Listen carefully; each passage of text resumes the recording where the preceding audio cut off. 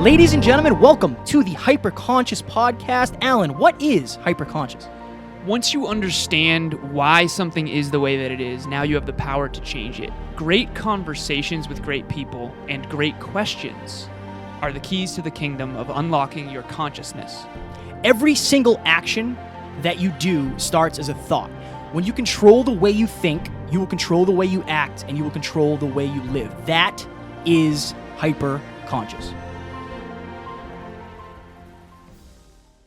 Ladies and gentlemen, the Hyperconscious Podcast is proudly sponsored by our friend and mentor, David Meltzer of the Playbook Podcast. He was kind enough to join us on episode 144 and 135. Folks, it has become Kevin and I's mission in life to help you realize that the life of your dreams is right on the other side of you becoming the greatest version of yourself. Let us help you do that. I rarely do these things twice in such a short amount of time, but you guys impress me. I believe in people that provide value and of our service. You two guys are on your way to huge fulfillment, purpose, and profitability, and I look forward to helping you both. We appreciate that more than you know.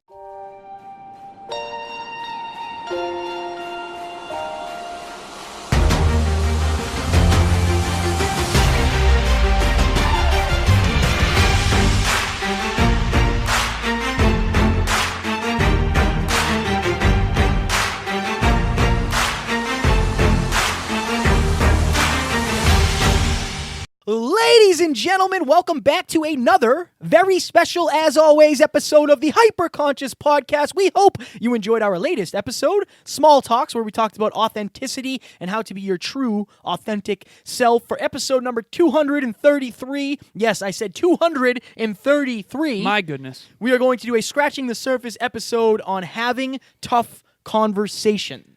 My goodness, having tough conversations. What a topic.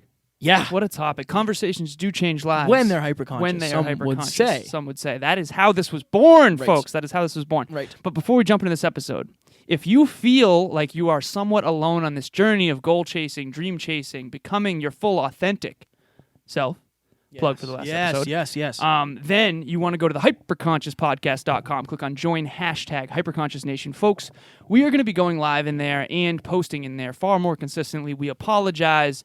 If you're in that group, we appreciate you, and we encourage you to post more of your authentic self in there and the challenges that you're going through. And then Kevin and I are going to start doing that more as well, we promise. Yes, we do promise. And also, if you are looking for somebody to come in and speak to students or business people, or I don't even care if it's farm animals. Farm animals? Farm animals. If you're looking for people to come in and inspire and motivate, not just for the day that we're there, but for an entire lifetime. Alan and I would love to do that for you. No, really, I am joking. But Alan and I, one of our main priorities now is to speak in person on stages, because after this event that we went to this week, I was going to say weekend. Right. It's amazing how many people were so motivated and inspired to take charge of their life. Right. And I want to be the person doing that. I know we're doing that for you through the microphone, but I want to meet you guys. Your World Within Live changed my life forever, meeting my clients, meeting new people, and having people follow us and be part of the journey and be able to help and add value. So we want to do more of that and not only inspire you for the day that we're there, but forever. I was talking to a client last night, and I told him, first of all, that he's having so many tremendous breakthroughs. He believes in himself and the future so much more, and some things are paying off. After Your World Within Live, the snow globe was shaken for a lot of people that are in this hyperconscious world with us. And I'm starting to see from a bird's eye view the changes that they're making and then the new opportunities that are coming to them because of it. And again, in person is just better. We obviously podcasted on stage at Your World Within Live, but the impact is just more. So if we can come meet you and speak, that is our goal. And again, like Kevin said, our primary objective is not just to change your life or your mindset for that day, but for a lifetime, and to immerse you in the hyperconscious mindset. Let's talk about having tough conversations, shall we? Here we go. So Alan and I think that's, again, we talked about authenticity in the last episode and how that has affected us, but you and I have had a lot of tough conversations, not only, with each other regarding business, but maybe something along the lines of, hey, what do you think I should do in this situation? Yeah, man. And sometimes when you ask somebody what they should do in that situation, you give them the truth, and that's often tough. And that's often the beginning of a tough conversation, because then you got to dig in and figure out what exactly is the next step. What is reality? What are emotions? What are insecurities? What's justification? What's all of that. What is going on here? Yeah. That's the thing. You're trying to figure what's out a coping mechanism. what's underneath this. Yeah, it's a whole thing. So I think that I am pretty good at having tough conversations, but there are times where I'm not. And my goal is to help you guys watching and listening to this to figure out what are you not having, like what are you not talking about that would help you? Right. What have you been waiting and putting off and procrastinating on? Who is it with? What kind of conversation? Is it with your boyfriend, your girlfriend, your spouse, your mother, your father, your best friend, whoever it is? What conversations have you been putting off? Why have you been putting them off? And imagine what would happen if you had them. What a great frame for this episode. It's a big one. I wanted to shout out Kim Spencer because on the episode that we interviewed Spike and Kim, they talked a lot about one of the reasons their relationship has been so successful over the last 7 years with a child and their marriage is because they're willing to, what Kim refers to as unpack this. Yes. So let's unpack this. Let's figure out what's going on underneath the surface. So I think having tough conversations, the suppression of self-expression leads to depression and or a temper. So you either implode or explode. This is my personal belief. So if you're not expressing your truth to your friends, family, loved ones, there's going to be disconnect between you. It's going to corrode the connection between you. It's happened with Kevin and myself, and then we would have like a really tough talk that was really hard at first, and then we'd usually end up in tears, one of us or both of us. And then at the end, we would feel connected again because there's no mistruths or misunderstandings or myth truths in between us anymore. Now we both are on the same page again. So having a tough conversation is going to be difficult, but necessary to get back on the same page, back on the same team. So, Kev. That's me. You used to avoid difficult conversations when they were incredibly mentally stimulating and they were when you felt like you were in out of your head, over your head or in out of your league. Oh, yeah. My God, I can't talk. Yeah, okay, this is going to be a tough This is conversation. going to be good. What do you recommend now to that Kevin who used to steer clear of difficult talks? The thing that I always go back to is you're going to get the feedback eventually. You get it all at once at the end, or you get it along the way. And the only way you can have a great relationship, whether, again, it's intimate, business, just personal, is if you're working off the correct assumptions. Right. And if you're not having the tough conversations, then the person that you're in that relationship with, you guys aren't going to be on the same page. And if you're not saying the way you feel, that's going to build resentment eventually. Right. And if they don't know exactly how you feel, how can they make the changes or the pivots or the communication that is necessary to increase the likelihood of a successful relationship? How can they support you? It's like if they don't know. Right. You're playing. You guys are playing different games. You're using different tools. You're speaking different languages. And if you don't speak the right ones, how are you? You're far less likely to succeed. Eventually it's going to fail. Right. Not even that you're less likely to succeed. Eventually it will fail most likely because you're not going to be on the same page. I remember when you said to me, remember when you were in a relationship back in the day and someone would say, text you like, we need to talk. Yeah. And Kevin used to be like, oh no. Yeah. Oh no. Now you get excited. Yeah. Can you explain that reframe? Yeah, I think back in the day, I didn't feel like I had any. Back in the day, which was a Wednesday, by the way. Back in the day, I didn't feel like I had any control. Right. So I felt like I was going to get a problem brought to me that I wasn't going to be able to do anything about. It was just, this is the way it is, and I would have to deal with it. That's such a fixed mindset. I had a very fixed mindset back in the day, but now it's a chance to collaborate. It's a chance to get better, and it's a chance to know exactly. Again, not necessarily Taryn and myself, whoever it is. It's a chance to know, okay, something is going to change here. And it's probably, more often than not, it's for the better. I have an interesting question. I hopefully have an answer. So when we were, speaking of Euro Within Live, we already talked about that earlier. It was a full weekend. Kevin and I flew in, I believe, Thursday morning or Friday morning. Friday morning? And then we flew out Sunday night? I think we flew out Thursday morning. Thursday morning, and then we flew out Sunday night? Yep. Okay. Taryn met us that evening, Thursday evening, and me and her had a great talk. But you and Taryn, that was one of the most challenging weekends of your life. For sure. Since then, we've now had the more challenging week, which is interesting. Yeah, right. But I remember saying to Kevin after that weekend, like, first of all, strong work because your attention was in 10,000 different directions, and you handled it with grace, I think, even though there was a few fail forward moments. Of course, naturally. But I remember saying, like, you and Taryn occasionally would, like, snip at each other, like, very briefly. And it was mind-blowing to me because from an outside perspective, I was like, how did they get on the same page again so quickly? Because in my past relationships, whenever I would be sassy to one another, it would usually last longer than what you guys were able to pivot really quickly. And I think in life, truly, like, it's like when you're running a triathlon. It's not getting kicked in the face during your swim. It's how quickly you can get back on track. So for you and Taryn, what are you guys doing that we're not aware of that is allowing that you guys come back so fast? I think I give all the credit to her down in Florida because, like you said, I didn't know who to be for who. Right. There was so many things going on, and I was so overwhelmed and out of my element that I think she understood. I know I'm not always as forthcoming as I should be when it comes to how overwhelmed I actually am, but I don't always know how to say it.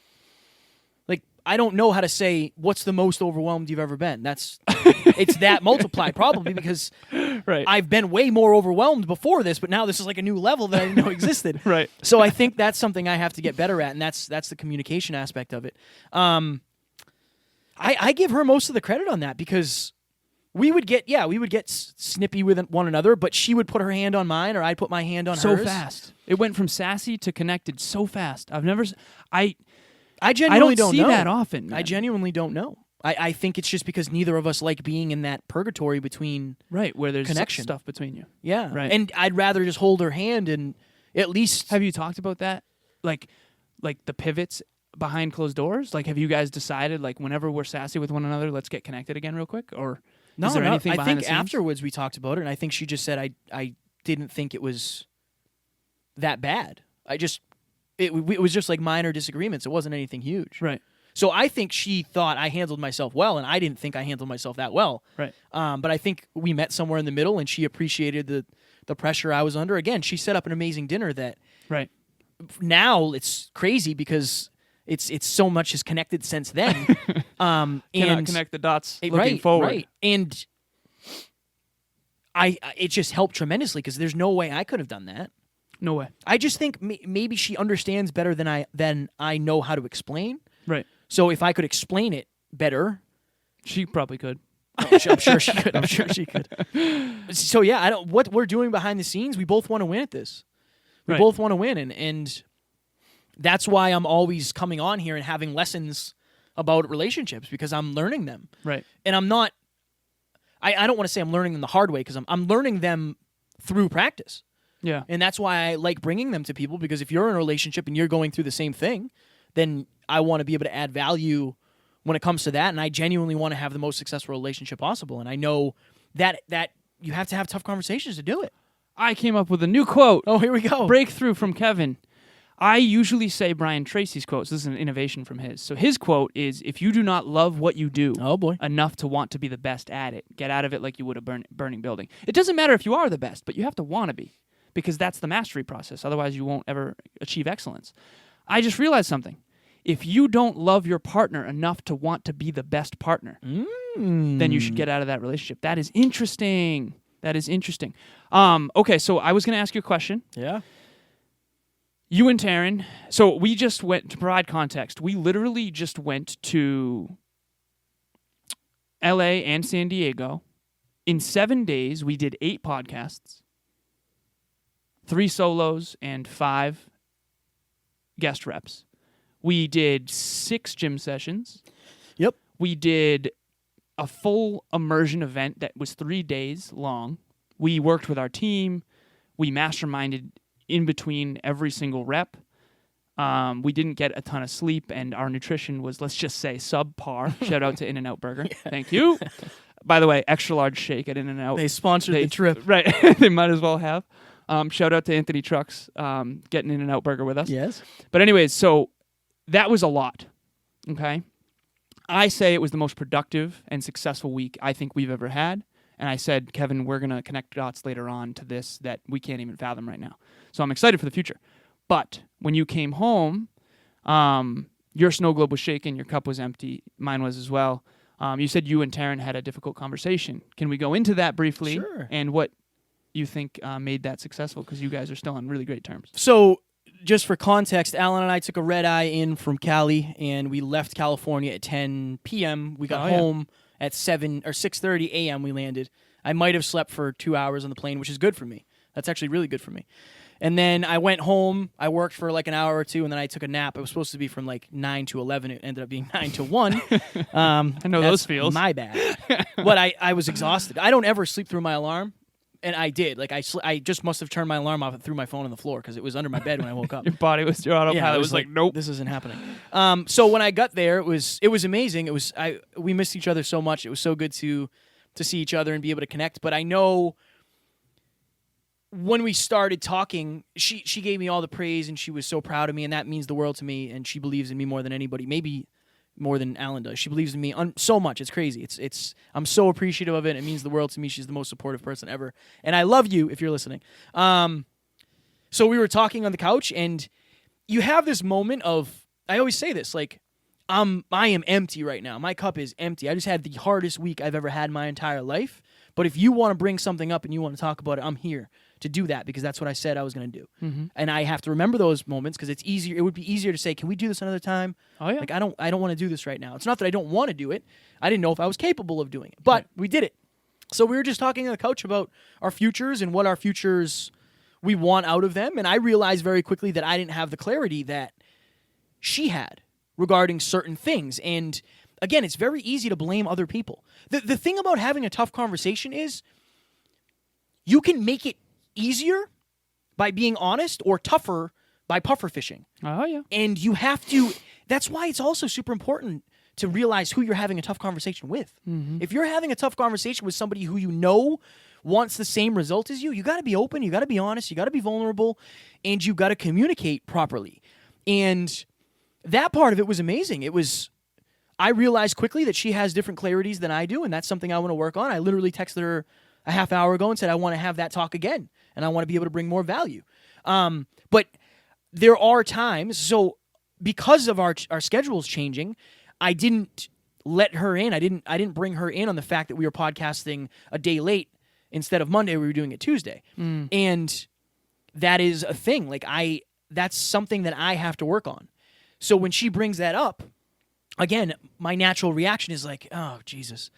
Like, this is super hard right now. But I have to take a step back and say, is it true? Is what she's saying true? Yes or no? Yes. Simply yes. I have done this twice where I've just changed the schedule and I've screwed up the day I'm supposed to see her. And you didn't tell her in advance. I didn't tell her in advance. Right. It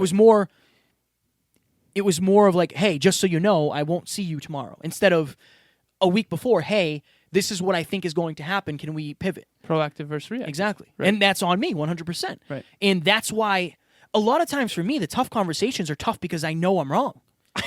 That's why they're tough. Right. Because it's not, then I have to take full ownership. And I did. And it's like, she says, I don't want to keep bringing this up if it hurts you. And I say, you have to bring that up. Like, if you don't bring it up, I won't change it. Right. I need to know how you're feeling. I don't ever want you to not be authentic. Right. Because if you're not, then you're going to resent me. And if you were to lose your temper or get mad or get upset, she's going to stop bringing the truth to you. Yeah, and I don't ever and want then that. if she suppresses her truth, right, she'll be depressed or upset. That's or a dangerous resentful. game. Right. And then that's the beginning of the end for right. a lot of relationships, and I don't want that. So, yeah, it was tough from the aspect of it's a mirror. We say that all the time. Your relationship is a mirror. You're going to see the reflection of yourself in it. And a lot of people don't like what they see. Some people turn the lights off and pretend it's not there, and other people keep looking at the mirror until it looks the way they want it to, and that's what I'm trying to do. So the tough conversations are tough, but I know they're worth it. And I said that before we went to bed. I know that was a tough conversation. I know we're going to have more of those, but that's because we want this that bad, and that's how I know we're going to win. Can you go a little deeper on what she had clarity on that you've never thought about or that you don't have clarity on yet?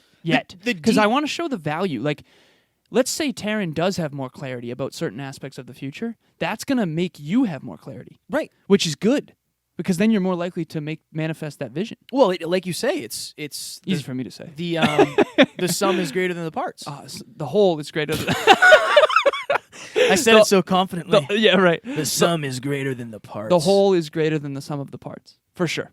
That was close. Yeah. just the details of the future.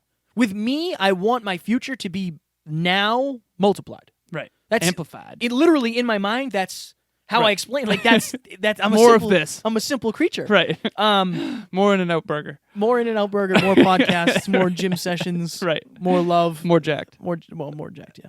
Yeah. But she has more of the details of like the feelings she wants to have and how she wants the home to be and how she wants to raise children and things that I just haven't. Some things I just assume are going to be okay. Yeah, right, man. And this is fun for me. I agree, dude. I'm simple like you. well, it's fun for me too because Insert massive mansion here. But I learned so much about her. I think that's the thing is, and that's something that in my past I haven't learned a lot about my partners. After you have like the 6 months where you learn about each other, and then it's just like, whoop, Right. now we're doing it. And I think that's short-sighted, and that's something that I've fallen into. And I think the fact that she brings these, not only these ideas to me, but she brings these differences that I've never thought of. Like you said, it makes me think of them. Right. I can be proactive now instead of being reactive. And I want to build a future together. Right. I genuinely want that. That's why it hurts me when I don't make her feel like she's part of the team. Because she is. She's the biggest part of the team. Right. She keeps me going. She's what makes this the way it is for me. Without her, I'm not the man I am right now. Right? So she is the biggest part of the team, and I want to make sure she knows that. But that comes with the tough conversations. If she didn't bring it up, I would never know. If I didn't know, I couldn't shift it. Like, I signed up for this. I said, I want to be the best man possible for you. I need the input. I need you to bring the constructive criticisms, even though you don't want to hurt me, because I don't want to hurt you. I had another breakthrough when Kevin another was quote. talking. Yeah, another Some quote. of the parts Some of the of parts the of the math. whole with the math. So my last relationship, I think that poor leadership was primarily the reason why that did not succeed. So one of the things that I think you and Taryn are doing a really awesome job at from an outside perspective is never stopping learning each other. Because if you think you know your partner, it doesn't give your partner room to grow, because your partner is going to change, because you can't grow without changing. And I remember in my last relationship, Jenny saying this to me, like, I think we thought we had each other figured out, but when you're growing, you need to, basically one of the promises that I wanted to make to her back when I still was in the relationship was, I promise I'll never stop learning you. Yeah. And I think that the moment you think you know somebody is the moment you stop learning. Just like the moment you think you've mastered something, like, oh, I've got this, you stop investing in it. You stop learning it, which is why I'm very careful about saying whether or not I've mastered fitness, because as soon as I say that, I'm going to stop learning and digging. So if you feel like you're out there right now and you've been in a relationship where you stopped learning the partner, learning about them, you're basically living on assumptions that might be old. I think a lot of people, and we've talked about this, you're going to do dramatic reading after this. A lot of people think relationships are just going to work, and I don't think they do. Like, we were watching, it was last Sunday. This was the night, this was the night before we left to go to Cali. And she said, hey, do you want to sit down and do some relationship stuff? And it was, she had a couple books, and we did like 25 things about each other. That's awesome. Like, we read questions and then we answered them. Awesome. And in the moment, it's like watching football would be so much easier, Right. right? It would be. Oh, yeah. But I also wouldn't have the level of understanding and clarity that I do. It's Right. one of those things where, and that's not a tough conversation. Well, That was so good that you said that, because most dudes would be like, oh, I'm just going to watch football. but I don't. Yeah, but your I don't relationship's want gonna- what, right. I don't want what Right. most dudes want. Exactly. I don't. If I could never watch football again and have a successful relationship, I'd do that tomorrow. In a heartbeat. Yeah, I don't care. Except for Tom Brady. I don't care. Tom, well, when we interview you, you can tell me how you do. Yeah, when we But interview you. I If you know Tom Brady, please. Yes, please hook Yeah. us up. The takeaway I want for this is, I think tough conversations are like investments. They don't always feel good, but they will pay off eventually. And I always want the people in my life to be able to come to me, not just Taryn, but everybody. Right. Everybody, clients, Alan, friends, family. I want them to be able to come to me and be vulnerable, be their vulnerable selves, tell me how they really feel. Because if I don't know how they really feel, then I don't know how to shift it. And that's also my job to let everyone know how I really feel. And I think that's sometimes And having that's the tough- predicated on you knowing how you feel. That's- Sorry, yeah, I didn't mean to no, interrupt you're you, good, but you're good. hyper-conscious leadership is knowing how you feel. But 'Cause sometimes- how can you communicate it if you don't know? yeah, sometimes having the tough conversation is you I know. Right. being Figuring it able out. to spit it out. Right. To spit it out. Sometimes that's the hardest part. I know. And then everything else actually goes easier. Yeah. So the takeaway I want to have is make sure you are in a relationship with somebody who wants to grow, evolve, and have the most successful relationship, because it makes it so much easier. And you guys are on the same team. And make sure the person you know, or make sure the person you're with knows you're on the same team. And that's something that I want to make sure I do far better at. Read your thing. Remember when I was like really red and you were like, "Are we good, man?" Yeah, man. and I was like, "Yeah, man, we're good." You're like, "Really?" Because it doesn't feel like we're good. So if you don't feel like you're on the same team, figure out why. Yes. Together. All right, so this is a shout out to Lori Harder, who we are going to be, hopefully, having on the show again. We actually have Amy reaching out to her, and her assistant already got back to us. So this is going to happen in the near future. Perfect. So her book is called A Tribe Called Bliss, and the dramatic reading is basically how to create. The name of the chapter is What is Stopping Us. Can you hammer this in 3 minutes? Yes. Okay. For sure. Okay. Yeah. Okay. So the suppression of self-expression leads to depression. That's why I picked this. Okay. So here we go. How we're attempting to connect and communicate woman to woman is working about as well as searching for fudge brownies in a steaming cow pie. There are definitely goddesses waiting to elevate with you, as you are already learning, but unchecked emotions, lack of boundaries, fear of rejection, and need for acceptance are turning how we communicate into a shit show. Strong work, Lori. Love it. It just all feels so messy and complicated, but it doesn't have to be that way. Your depth of connection will depend on your willingness to try on new ideas. Look, it's not always going to be easy, and you're probably not going to like some of the things I have to say, but I'm not here to be that friend who sugarcoats everything. That gets you nothing but a stomachache and muffin top. And ain't nobody got time for that. Lori's awesome. I'm here for your breakthrough and bliss. That means it's going to cost you your temporary comforts, as Kevin was alluding to earlier, possibly some relationships, and most definitely your old life. Here we go. Earlier I shared what I felt like before I had a tribe, but I wanted to really take the pulse of the women in some of my social networks outside of my tribe. So I went straight to the place where people seem to love to share, well, everything. And I reached out to Facebook land and posed a question. The post said, and I quote, "I'm doing some book research and I would adore your help if this applies to you. What are some of the reasons why you don't feel connected to women? Have women friends or feel you can't connect deeply with women? Please be as honest as possible." I came back an hour later to hundreds of comments. It wasn't just a few words, but it was paragraphs about the issues they have with women, how they see other women, and the pain they feel around the subject of having close women friends. It was like a volcano of pain was finally allowed to erupt. The reason why I'm saying this is because Lori, I believe her work on this book is so needed in the world, because I think a lot of judgments and I think judgment gets in the way of connection. The moment that you're judging someone else, they can feel it and they're not going to open up to you. And if you don't open up, you can't connect on a deep, deep, deep level. So the reason why I'm mentioning this is basically I want you to ask yourself these questions. What are some of the reasons why I don't feel connected to the people in my life? When you find those reasons, start going to those relationships. Start having the tough conversations. If the other person reacts poorly, judges you, makes you feel like crap for your truth, then maybe that's not a relationship you want. Fire.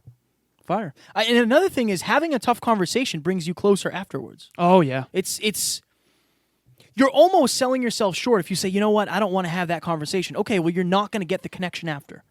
And you're also probably going to be more disconnected than you were in the beginning. 100%. And that's super important. So that's the takeaway I want to...